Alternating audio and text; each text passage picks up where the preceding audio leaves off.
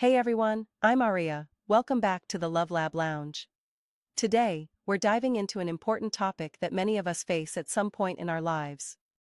Although we have a choice in becoming the individuals we aspire to be, it is undeniable that our childhood experiences shape us to a significant extent.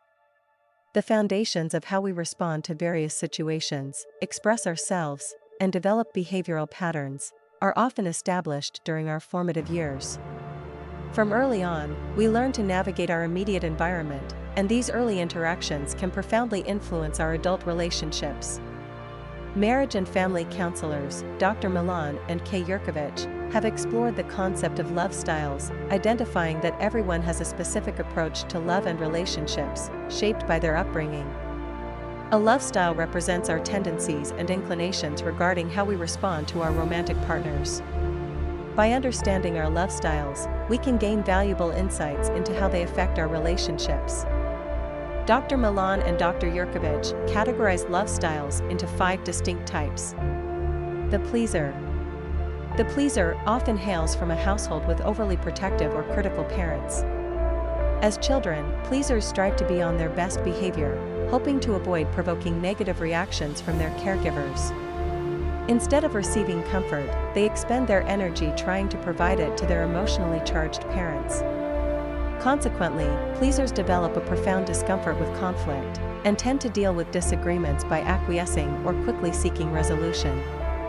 This dynamic makes it challenging for pleasers to assert themselves. They often struggle to say no and may resort to dishonesty to evade difficult confrontations. As they transition into adulthood, pleasers become adept at sensing the moods of those around them, trying to keep everyone happy. However, this constant effort leads to stress, and when they feel they are inadequately meeting others' expectations, they may experience emotional breakdowns or withdraw from relationships entirely.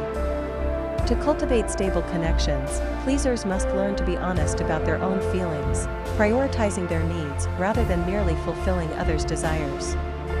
Establishing healthy boundaries is critical for them to form lasting and meaningful relationships. The victim.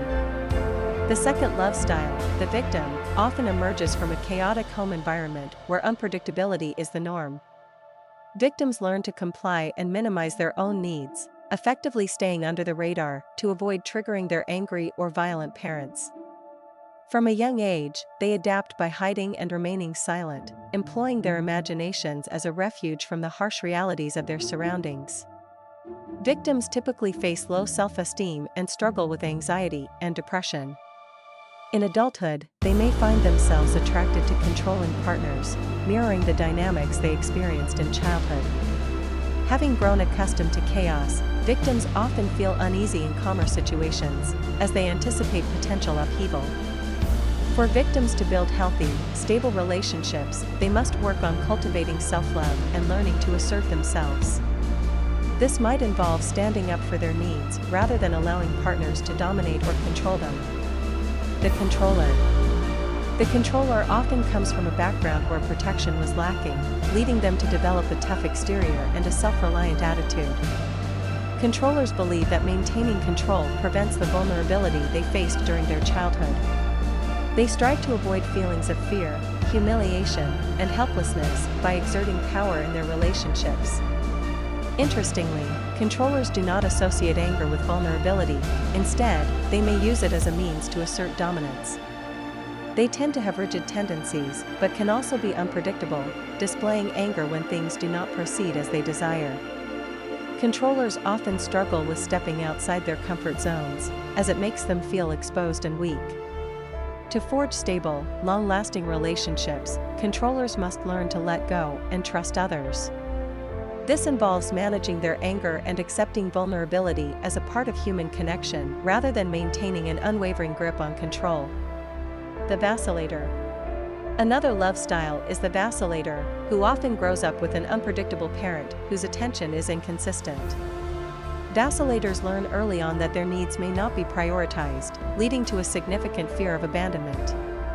When their parents occasionally offer affection, vacillators may be too angry or exhausted to accept it, creating a cycle of emotional turmoil. In adulthood, vacillators struggle to find the consistent love they lacked as children. They tend to idealize new relationships, but quickly become disheartened when they experience disappointment. Extremely sensitive and perceptive, they can easily detect shifts in their part. This upbringing leads them to favor logic and detachment over emotional engagement, making them uncomfortable when faced with intense emotions from themselves or others. Avoiders often prefer to have their personal space and may resist intimacy, as it can feel overwhelming. They might withdraw when conflict arises, opting for silence rather than engaging in discussions that could lead to discomfort. This can create challenges in their relationships, as partners may feel neglected or shut out. To develop healthy, long-lasting relationships, avoiders need to learn the importance of vulnerability and emotional expression. Opening up about their feelings can be daunting, but it is crucial for building intimacy and trust with their partners. By gradually allowing themselves to confront and articulate their emotions, avoiders can enrich their connections and foster deeper bonds. Self-reflection and personal growth. Each of these love styles offers insights into our unique responses to love and relationships, shaped by our childhood experiences. Understanding which style resonates with us can be the first step toward personal growth and healthier relationships. It invites us to reflect on our behavioral patterns and consider how they may be influencing our current romantic dynamics. For instance, if someone identifies as a pleaser, they might start examining their tendency to put others' needs ahead of their own. They could work on asserting themselves and setting boundaries to ensure a more balanced relationship dynamic. Those identifying as victims might focus on enhancing their self-esteem and learning to stand up for their needs, which could help them to break the cycle of seeking controlling partners.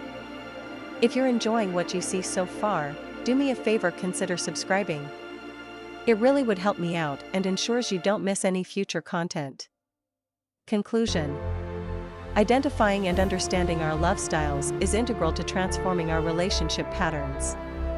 It empowers us to make conscious choices in our interactions with partners and allows us to address long-standing issues rooted in our childhoods.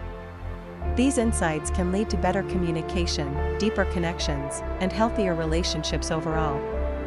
The journey of self-discovery and growth involves not only understanding our own love styles, but also those of our partners. By fostering awareness and empathy, we can navigate our relationships with greater care and attention. It's essential to remember that change takes time, and seeking support, whether through therapy, counseling, or supportive communities, can be invaluable on this journey. If you found this exploration of love styles insightful, consider sharing your thoughts and experiences. We'd also like to extend our gratitude to our sponsors, BetterHelp, an accessible online counseling platform for those facing challenges with their mental health. If you're interested in exploring this resource further, we invite you to take the next step toward nurturing your emotional well-being and fostering healthy relationships.